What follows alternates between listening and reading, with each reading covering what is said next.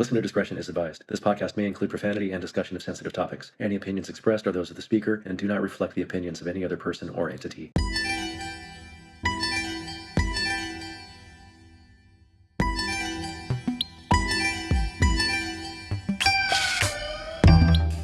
Welcome to episode 2 of the Real Future podcast. My name is John Nyboer, and I'm the producer and host of these conversations. I'm also a Los Angeles-based photographer of street dance culture, and I started this podcast as a way for myself and my audience to hear the personal stories behind the world's largest arts movement. My guest today is Dustin Payne, aka D Payne.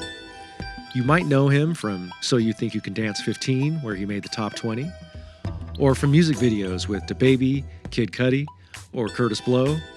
If you participate in the LA dance scene, you definitely know D Payne, and near the end of 2024, you might have seen him win the hip-hop category of VersaStyle's 18th Let the Music Move You battle.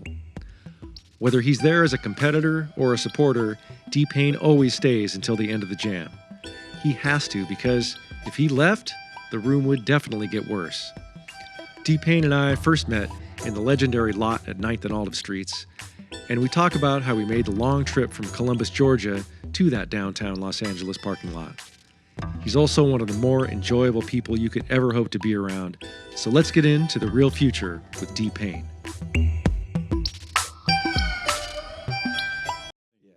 And by the way, I don't know if you noticed. I saw throwback. Yeah, so you are my second guest. This is the second ever The Real Future podcast. Thank you for having me. It's so you're welcome. I'm really glad that you agreed to do this, and it is called The Real Future, right? This is so early that I haven't even told you the name of the darn thing, but that's what it is.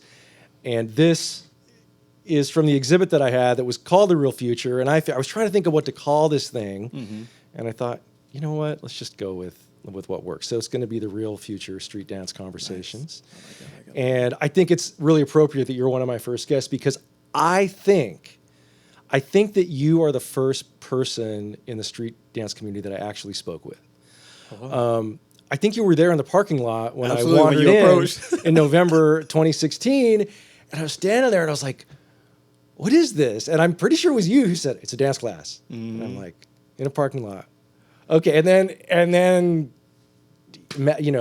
it just kept going, and I introduced myself to the teacher, who was Slim Boogie, and for some reason he agreed to let me photograph, and I've just tried to do my best, You have. with that thing. And you were always really supportive. I know, of course, you walk into any environment, people are like, who's this, right?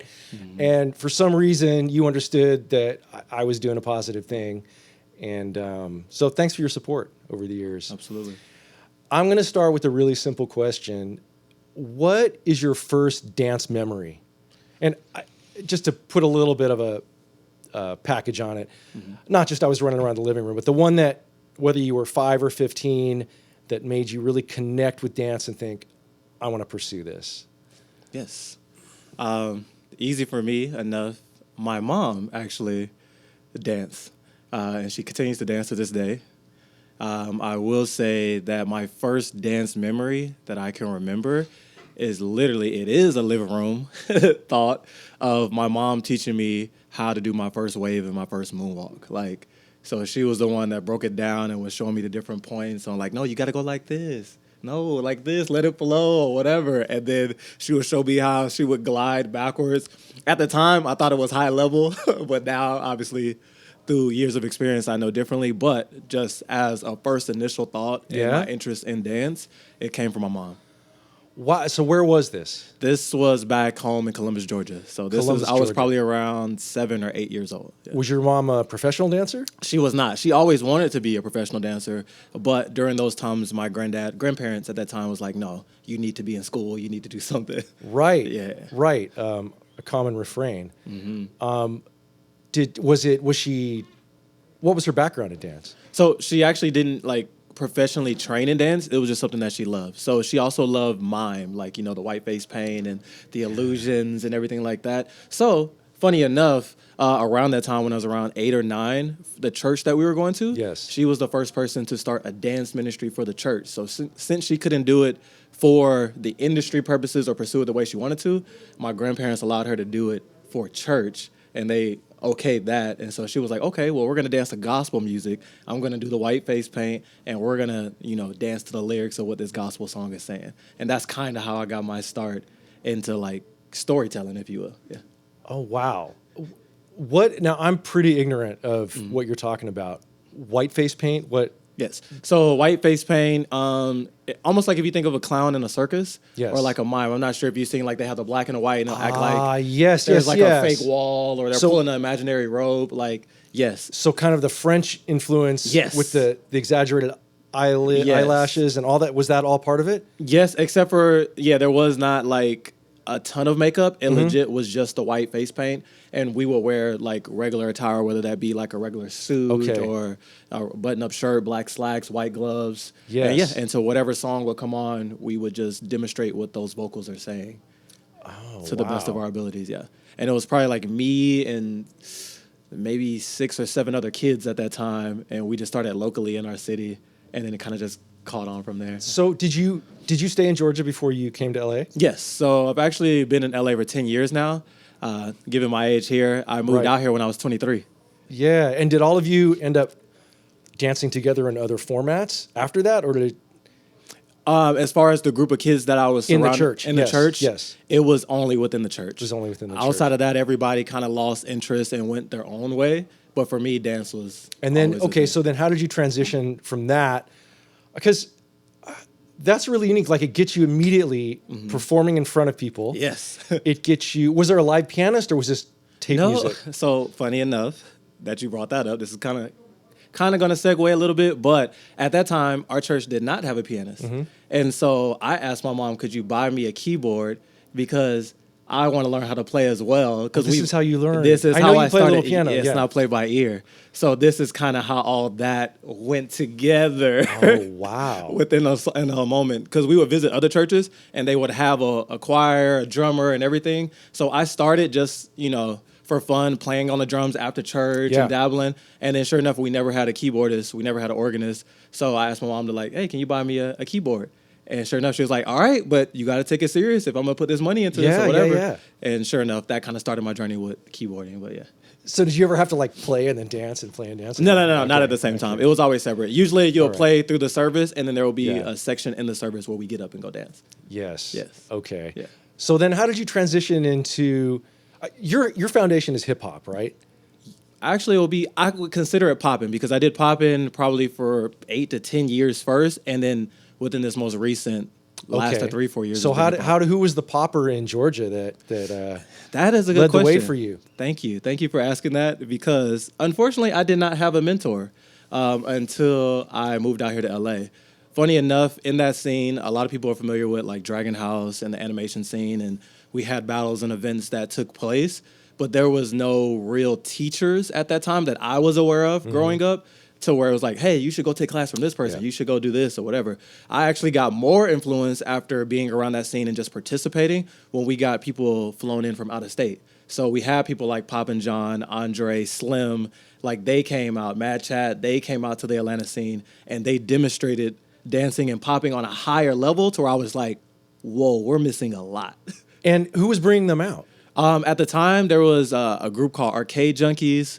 I know that mainly all the members in their organization were poppers. That's Montage. And Avid Gamers. Yeah, Avid Gamers. Yeah. Like, Slim would be able to put you on to them, because he worked with them more behind the scenes and everything. But yeah, so at that time, again, I didn't know who any of these people were other than online. Like, I've seen Slim and Bleed Frantic and them online before, but I thought that was so far gone from us that it was like, oh yeah, they're celebrities, whatever. And then we're just in our little community thinking we know what popping is, and everybody's hitting the same way at a small level that I know now. And then it was the height of everything. Then you thought, like, oh, we were really onto something. And then you saw them come out, and it's like, whoa. Yeah, we got a lot to learn. Wow, that's really interesting. And okay, so popping brings you, and this is what, early 2000s? Yeah. You're talking here? It had to be, yeah. Definitely after high school era. So, yeah. Okay. So 2009, 2010, 2011, somewhere in there where dubstep was, unfortunately, like, the height of everything, and everybody wanted to animate and vibrate. And yeah, like, it was pretty wild. Yeah. I mean, those sounds, like, I think it's kind of easy to dismiss dubstep, but that sound was very world altering. It was. You're just like, what is what is that? Even though you don't like it, that sound was. But honestly, different. though, like, yeah, nobody can disregard dubstep. So for me and a lot of us, that was very, very influential in our dance journeys. Because without that, because they made the bending of the bass and the sounds and stuff like that, you were able to be creative. It wasn't just a traditional funk popping song. You were trying to match the sounds and create illusions. And there's all that everything space. Yes. Because they had the builds. So it gave you the patience if you needed that to be able to create whatever world you wanted to. Like, yeah, if you go through my archive on YouTube, you'll see so many videos of me dancing to dubstep. Like, well, I met you in 2016, and I know I met you in what was essentially a popping class, right? Slim Boogie's classes at Creatington. But I remember your kind of signature thing, and you mentioned your mom taught you glides, was glides. And you were gliding on your knees, you were gliding upright, you were gliding down the floor. So at that time, were you kind of in between, or like, did you still see yourself as a popper? Or no. So I'm glad you brought that up as well. Like, I guess I just say popping for the 8 to 10 years of that space just because I was entering popping events. Yeah. But yeah, I wholeheartedly never saw myself as a popper either. And I am super grateful for Slim, again, because he never forced anything on anybody other than just want everybody to elevate within their own skill set. And so I just say popping because he was teaching a popping class at the time.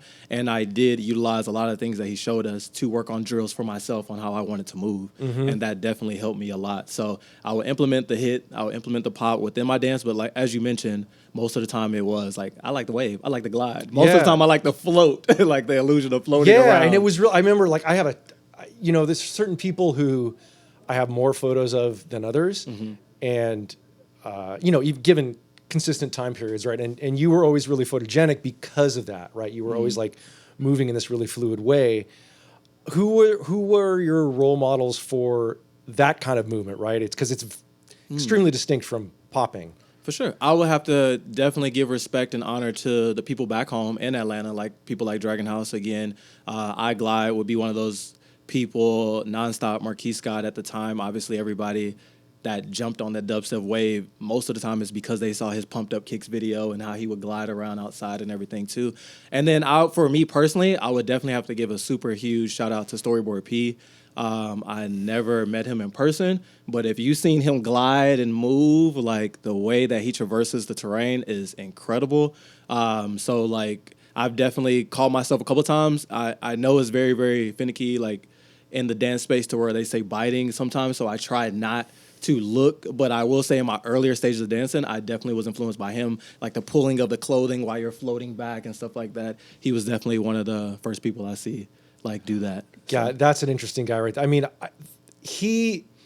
I have not met him, right? And he's someone that I think is getting the kind of attention that there's articles about him, for example, in the New York Times, right?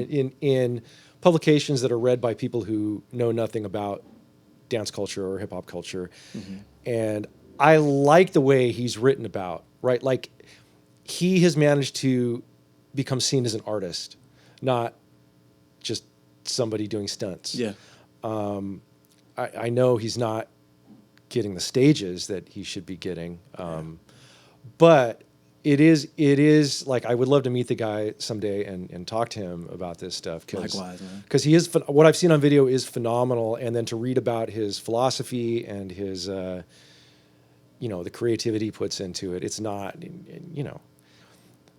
But I say this all the time when I'm talking to people about street dance that aren't so familiar with it. Like ballet and contemporary dance, the what is considered the high art forms, they're pulling from the street dance more than the other way around right now, right? Absolutely, and, at some point, I hope the street dance can get those same stages and those same space, and it's starting to happen a little bit. But like, I feel like we still need like a push.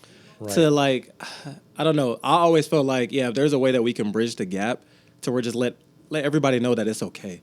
Like they have things that they can teach us and we have a lot that we can show them as well. Yes. And they can just add to it. So for me, even though I wasn't like a studio head person, like, because back home I did have a local studio I went to for about 2 to 3 years to where I took classes. Like I took jazz, took a couple ballet classes, contemporary. I really, really love contemporary. Like that's something I've always wanted to get into for a long time that I just haven't crossed over just yet. But yeah, I truly believe that we have something to offer on both sides. And if people can get past that wall of, no, we're street or no, we're classical or whatever, like we really could elevate in a different type of way. Do you think the dancers have those? I mean, you know, there's a lot of group, but in general, do you think the dancers have those barriers of distinction, or is it more the audiences, in your opinion? That's actually, I feel like that's perspective. Okay. Because it definitely depends. I do feel like in the general eye of the public, like they don't take street dance as serious. And it's still to this day to where it's not like, oh yeah, you're doing that breakdancing thing. Like, that's what I see. Yeah. It's like, oh, okay, that's cute. You out there on the street doing whatever. Yes. You going to battles, whatever that is. Like they don't really understand it unless you put it on a stage, unless you put it in like a theater and it's like, oh, like they're serious. And they might be attempting to do street dance and not have any type of background, any associated. This is the people that would be in the studios and everything like that. Now, when it comes to the actual dancers, I feel like because there's that separation and they see the audience looking at them like they're below a person almost with their art, they take it as in like, well, we don't need y'all. We gonna do what we do over here, and we're gonna stay in our world, and we're just gonna grow within our community. But then again, I feel like that holds both sides back because we can't excel together. It can't get to the light that I feel we deserve to be in. Did you happen to see, I almost hate to bring this up because it really went south in terms of the Olympics. I saw almost none of that. Yeah. However, one thing I did see, they did a showcase on the stage where in that outdoor stadium, and they paired I think it was a b-boy with a ballet dancer. Oh, they did. And it was nice. Oh, nice. It was really nice. And I was just like, this is what people needed to see, not that other thing that got all the attention, right? Yes. Yeah. We don't even need We to don't talk even need to about talk- that. yeah. Got too much attention already. But Yes. but you know, I know that that was such a big moment, right? And people were so excited to have that kind of spotlight on street dance, even if it was only one style, right? Let's get it out there. And I also saw the final. Okay. And it was extraordinary, right? I don't know if you saw it. It was almost impossible No, to I see. haven't, I yeah. managed to find somebody's phone recording on YouTube, right? Because NBC totally scraped all that stuff. Yes. But man, yeah. I feel like I missed it only because, again, what did take light over everything else. And so I just cut off social media. I was like, I'm good. Oh, really? Yeah, just because that one situation that got all the attention. Really? I was like, I'm not seeing any of the people that I know. I'm not seeing like what should be highlighted. No, so for me personally, I was just like, okay, I'm gonna let this blow over. It was really a shame. Yeah. So when you came out here from Georgia 10 years ago, did you come out here to get work as a dancer? So And- twofold. Growing up, I don't know why this was just in my headspace. Even before Slim and all them came out and visit, it's like I just wanted to grow up. I just wanted to live in California. I was like, y'all got the mountains on one side, you got the beaches on the other. It's Hollywood. Everybody grows up, especially coming from like Columbus, Georgia.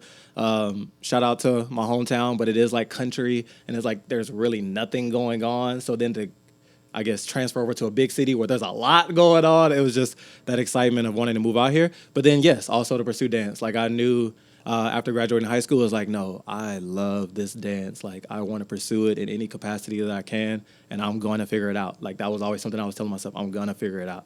How did it match up with your expectations? I would say expectations, it pretty much was level. Only because for me, coming out here, in my head, I already kind of had the mentality of, you know what, I'm probably going to get 1,000+ no's before I get a yes. And then I'm probably going to have to go through 100 to 200 more no's before I get another yes. So in my head, I was already kind of mentally prepared for that, where I know a lot of people might just think, I'm about to get my break as soon as I come out here. And for me, I already knew like, yo, this is going to require a grind. It's going to require work. I had no clue what side I was going to fall on, whether that was going to be, you know, Broadway theater side or commercial side, print work. Like because I didn't even know all the different ends that dance, you know, what there was in that. So for me, it was just get out here and be present as much as possible. Talk to people, find out where to go, who's doing what, what's carnival, what's this, what's a battle, what's like. And so outside of me coming out here street performing and just trying to talk to people on the regular street, like I legit was just a sponge, just trying to take it all in and figure out like where to go to get educated, as well as to find out who do I need to be in front of to get my foot in the door. Were you on the pier and on Hollywood Boulevard when you say Hollywood street? Boulevard, yes. You were in Hollywood Boulevard. Hollywood Boulevard for about 2 years. It was me and my friend Marco at the time. Even Ditto, I'm not sure if you are familiar with the dancer I'm Ditta. But she blew up with World of Dance, and like she has her own career and everything now too. But at the time, we both came from Atlanta. We would do street performances on Hollywood Boulevard, get the crowd involved. At that time, I did not know what like restraint was. I would dance full out for 4, 5, 6, 7 hours, get some Red Bull, come back, keep going. Like it was pretty intense on my knees and everything. Yeah, on concrete. So you wonder why, like when you did come out to the street and see like, oh, how are you able to glide on your knees and do all that so well? Hollywood Boulevard definitely like honed in on like how can you maintain this at a level to cross all the way from one end to the next to keep the crowd involved. So outside of my training back home with dancing for the church and being in front of people, Hollywood Boulevard definitely helped me like maintain an audience and keep that eye contact and bring people into my world. Did you ever meet Flat Top out there? Yes, several times. Had conversations with Ruben, with Flat Top. Gave him a ride home one time, so he's pretty cool. Like, cause he was still working at Universal at the time, so I would catch the train, go to Universal, watch him perform for a little bit, talk to him, and then come back. And I will say he was somebody that I also saw on YouTube back home living in Georgia, to where the characters and the faces that he would make with his dime stops, that's something that I definitely like learned and got from him, just how to be like that showman when it comes to bringing people into. I knew who he was. I remember I first met him in person at one of the battle games. You guys brought him as a judge and or guest performer, one of the two. But I recognized him immediately just because he'd been in so much media over the years. And then I've had several conversations with him. I've seen him. That is a beautiful human. For anybody out there, Flat Top, legendary robot, popper animator, whose hair, you know, if you're wondering who is, you can always spot him. He still works Hollywood Boulevard. Take a trip out there. Watch what he does and go say hi to the person and participate, because one thing about that guy, he will make you feel better about it. Like if you try to learn from something from him, he will make you feel better about yourself. Absolutely. Anyway, side note there. No, you're good. But give Stress another address. So what was your first, yes, you know, you and how many no's did you get approximately? That is a good question. Did I keep count of those and even an approximate count? I would hope not. It was, I definitely, there's been so many days to where I would spend more money getting to the boulevard and making nothing. And for everybody to kind of just walk by, I was like, oh yeah, it's just another kid dancing on the street. But then there would be great days where we would have a huge crowd and everybody did not want to leave to just watch us. So getting to that first yes. Yeah, what was the first yes? It probably honestly didn't come until after So You Think. It probably like a serious yes to where it's like, oh, we're about like to. Like you're on set. Yeah, like you're booking a job. And you got craft services. And, right? Yeah. You got me actually thinking now, and I think for a serious gig, I don't think until after the first year, and this is before, because I did season 14 and 15, I think after season 14, when I just got noticed, is after that, I believe that's when somebody was like, hey, I got a gig, can you come do this? Yeah. And they actually gave me a paycheck to come dance, and it was like for a club entertainment business. I can't remember the name of the company, but they was like, hey, like we like what you do, how you maneuver. We want you to usher in this crowd and keep the crowd going, and we're gonna pay you just to come out to our events. And like they actually put me on, and so I did several gigs with them. Yeah. Was your family supportive over there? Like, you're crazy, you're going to go out there and starve? Like, what was their attitude about that? I will say they thought I was crazy at first. Outside of my stepdad, I will give my stepdad a lot of props because a quick little backstory with him. He also came into my life like when I was around like 8 or 9. I do still have a relationship with my stepmom, my regular dad, as well as my mom and my stepdad. But specifically speaking on my stepdad, he was someone like, yo, like you don't want to look back on your deathbed and be like what you could have done. So if you want to do it in this lifetime, just go get it. Go do whatever you want to do. Don't regret anything in the future. If you're not ready for a family, if you're not trying to do a traditional route, it's okay because you got to live with you. So I will give him a lot of respect for that because he definitely had my back when it came to that. Even though my mom was hesitant, it's like, no, like, because she is always thinking of safety. Like, you need a regular job. You need to have a regular, stable career, and which is natural for a parent, you know? They don't want you to have to go through the trials and tribulations because they want you to live a better life than what they had. And so when I'm taking the road less traveled by, because nobody else in my family has ever done this, they're like, yeah, I don't know about that dance thing. Maybe you should try for a year or two and then maybe do something else. Right. Yeah. You also, like, it's interesting you have good relationships with all 4 of those parents and step-parents. Mm-hmm. That's a rare thing. I think that speaks to them for sure. But who would you may not know the answer to this, but there's something I like to say, which is whenever you walk into a room, right, any kind of room, whoever you are, you basically got a choice. You can make that room better or you can make that room worse, right? I don't think there's a neutral because people carry energy, right? Yes, and you can kind of be neutral, but generally it's one or the other. You've always been somebody who definitely makes that room better. Like you come and you say hi to people, and that appears to be an intentional thing. Yes, absolutely. So you do know where does that come from? That is a good question.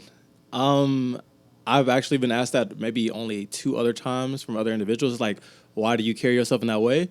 Because honestly, even when we just mentioned the 4 parents that I do have, I haven't got that from them. I think that was more so on the energy I wanted to be surrounded by. So if I couldn't be surrounded by it, let me give that to everyone else and create that, because I know within life in general, everybody has, their own trials and tribulations that they deal with that nobody ever sees. Yes. So funny enough, for me, it's like no matter what I was going through at home, personally, internally, mentally, whatever, it's like when I'm in a space around other individuals, when we literally could be anywhere in the world at any given time, because I'm there in that space, I want to give you love. I want to give you energy. I want you to try to be the best version of yourself in this space, because you got a whole war that you got to deal with that we don't even know about later.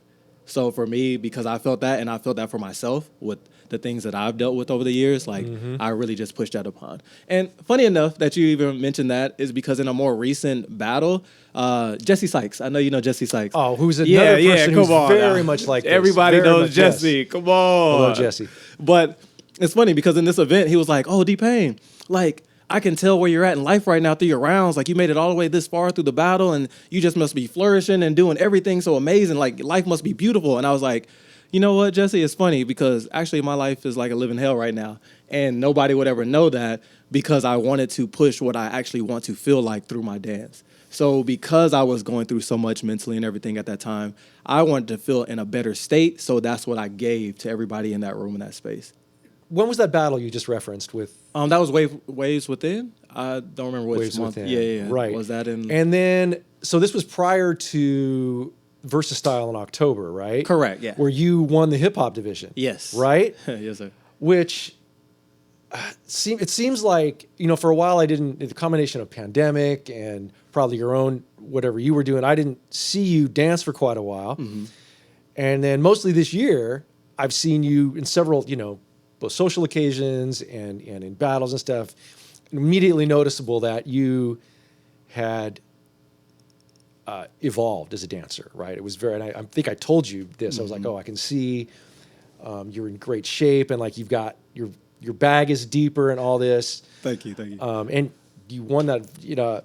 For those of you who are not in the LA community, Versus Style is a nonprofit. Yes. Dance company that provides touring opportunities for its staff of professional dancers, has a team that goes out into schools and works with kids. And they stage some of the best battles in Los Angeles, and another versatile. They combine the community with the talent, right? So winning that is no small feat. Facts, right? Yeah. Even though it is technically a local event, that's a high level competition. So congratulations on that. Thank you. And I'd really like to hear what your process of this past year or two. You've definitely gone through some kind of evolution, and I wonder if you could speak to that. Yeah. So I will say you kind of were spot on when it comes to like the pandemic and things falling off and going through like a dry spell. I feel like at that time, after wearing the hat that I was wearing at the time and entering popping battles and everything. Oh, the hat. The one. Yep. Oh, that's right. Everybody knows for the round black hat, yeah. which to this day my mom says, "Oh, Twitch bit that from you," or whatever. But anyway. Did she really say that? Yeah, she still says that to this day. It's like he tried to take your style because you got on the show and wore the hat. But anyway, sure enough, I felt like within the popping scene, I didn't feel, I guess, like as free as I wanted to physically and with my movement. Like my body wasn't keeping up with my imagination because I also felt like I had to fit these guidelines of move this way, hit this way, stay consistent on the 2s and 4s, etc. Otherwise, nobody's really looking at you. Like, and so for me, it was just like, okay, but what do you actually want to do? How do you actually want to move? Obviously, there's like online influences where you see people here or being surrounded by people like Gold or seeing people overseas for the battles that they have overseas at the time. But I knew like there was a combination of contemporary movement and hip hop movement that I felt like I really wanted to dive into at that time. So after the pandemic, I was like, you know what, these next 3, 4, 5 years, I just only want to work on hip hop, whether that's just like bounce, rhythm, groove, or whatever. And that's where I slowly started making that transition to where there was no events for a long period of time. And I was just every Tuesday, Thursday, to this day, me and Metal, Aaron, y'all probably know him as AA Ron, but Metal, we still practice pretty much every week, Tuesday, Thursday. And he would be working on popping, and I was just going to work on hip hop and do whatever I felt I needed to within that space, and kind of just grew from there. Yeah. Nice. So does that mean we're going to get Metal back out on the floor? I've been trying to get Metal out the house. Like I think even I might have gotten a few more rounds in the Metal over the past couple years. Actually, you have though. Yo, you've been stepping out the battles. Yeah, we know what you got. Yeah. No, he's definitely leveled up tremendously too. I'm excited for people to see him too. I would love to see that. But I know he's been working on his own business. Shout out to Metal's Palace. Yes. It's a .com. It's legit. So shout out to him and everything he's been doing as far as his own channel and making the. But again, as a friend and having somebody that can train with you and be consistent over a long period of time, I feel like that's definitely been a help within my journey before I decided, you know what? I know people like, Chef and Tyler and all these other people have been in hip hop for a longer period of time than me, but I'm going to go ahead and take that risk and let me just see what happens. It's like starting over again. Good things are happening, at least sure. from what I see. So, yes, I guess that competition, some validation for that as well. Yeah. Yeah. And that does actually feel really, really good to be able to focus and then enter something. And then within the first year, I think the first hip hop battle I entered was a versatile battle. And that was about 3 years ago. And I lost to Tyler, top 16. I actually made it out of prelims and lost to Tyler. Shout out to Tyler, top 16. And then by the end of that year, I won my first hip hop battle. And so I've been entering hip hop battles for 3 years. And each year I've at least won one competition. So like I'm very, very grateful, humbled, and blessed. Yeah. So yeah. That's really great. Yeah. You do a lot of work with Freedom as well. Yes. Shout out to Freedom. Daryl Freedom Dunn, who's actually coming in here tomorrow. Yes. Lock in. Pay attention. That's right. Genius of our time, man. Yeah. So what he's doing is putting a lot of street dancers in situations that. So Freedom, for those of you who don't know, he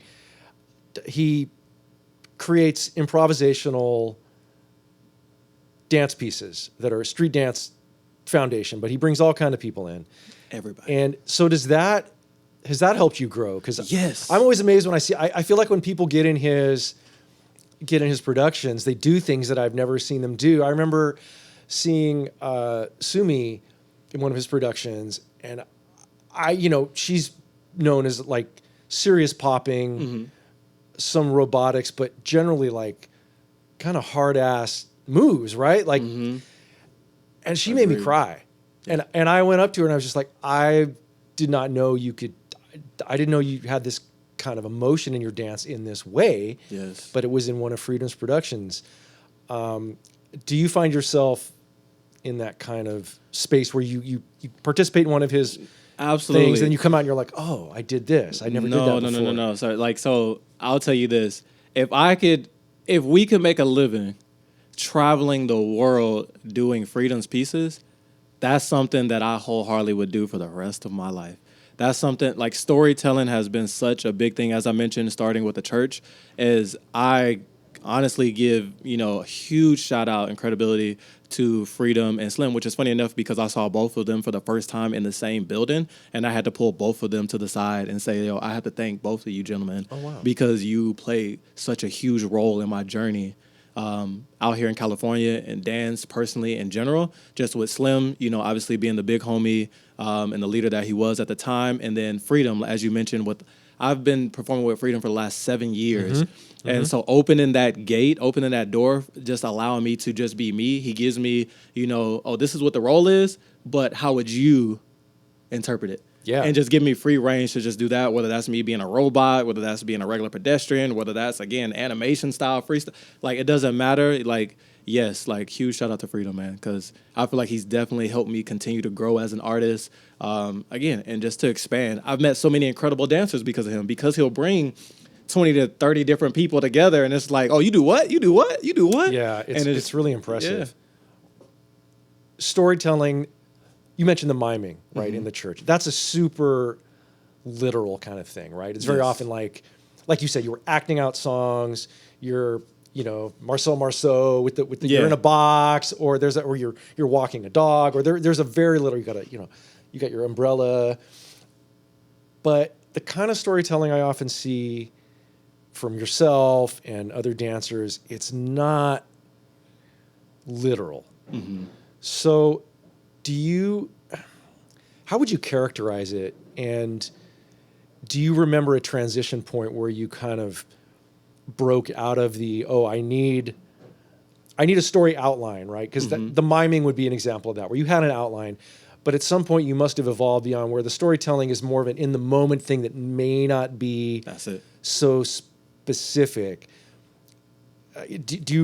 Was there an evolution toward that? Do you remember a point where you broke free of the kind of outline constraints? I will say there wasn't a specific point that I'm aware of to where it was just like, this is the aha moment.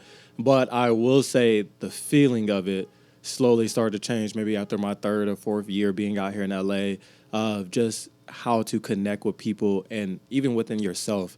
And it's like, I felt like if you really tap in and really pull from the soul within and let people see that through the movement, you don't have to put the wall up.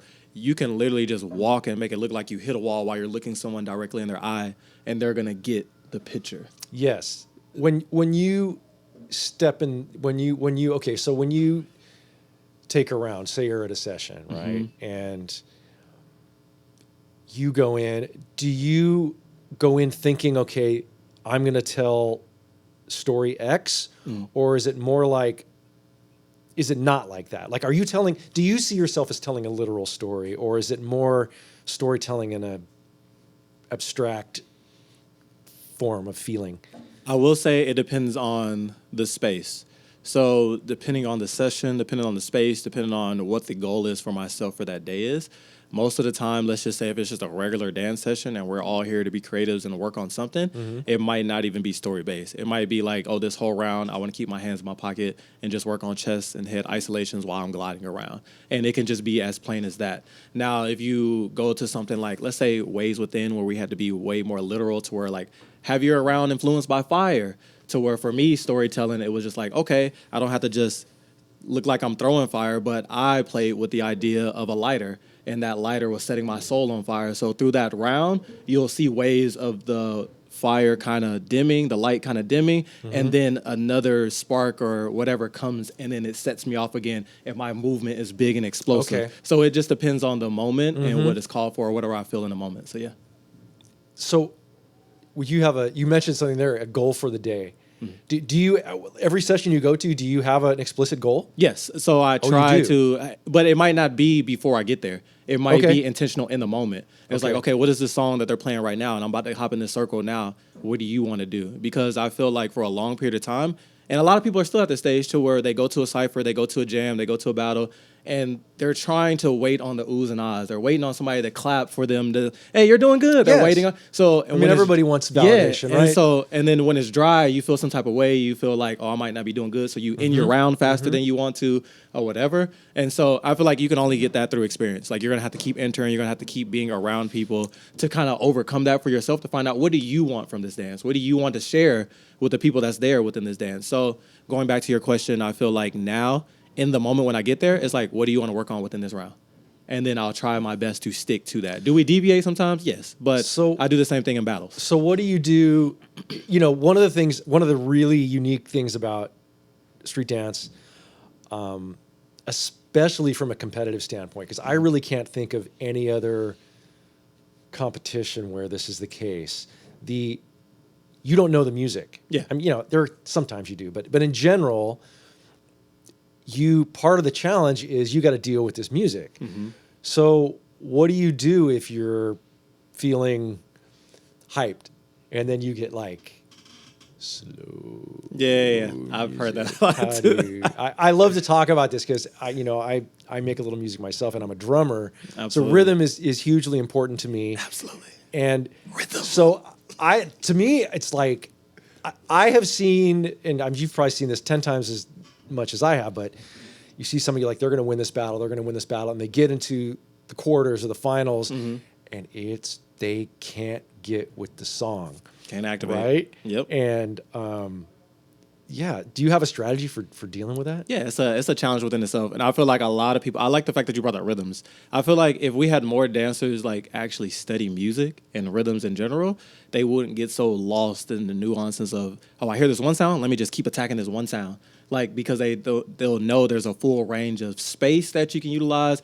There might be the drums, it might be the strings, it might be the vocals, but you don't have to try to hit everything all the time and to where you feel like you're chasing the beat versus just being within the music. So for strategy for me is like, I like to take a deep breath and figure out, almost like storytelling, but like, what do I want to bring out within this song? I might have been in an upbeat tempo and this song just came all the way down to be slow. Okay, well, what can I tap into, whether that be via storytelling or a specific instrument or something that I can highlight before I incorporate everything else that I hear in the background? What can I start with just to get my foot out there, and then let's build from there versus just going out there and thinking, oh, I have this move, let me just throw stuff out. Because from my experience, that never really works. It just looks like you're just word vomiting on the beat. Yeah, that's a I think any performing art for sure is like, actually any visual performing art is like that, right? Sure. Like you got to get past that.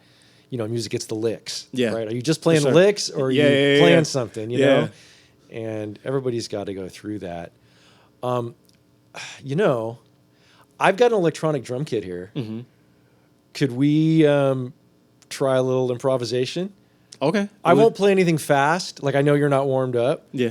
Are you down? If not, just say so. This is me on the keys? No. I'm going to be on the drums, and you're going to be movement. Oh, be movement. Oh, yeah, for sure. Okay. Yeah, that's kind of cool. Yeah. Let's do it. Yeah, all that's right. dope. I'm down to do Thank that. you very much. I'm going to change the set here, and Absolutely. we'll be right back with some dance and music performance. Let's go. Let's get it. Out. And thank you Absolutely. so much. Looking forward to it.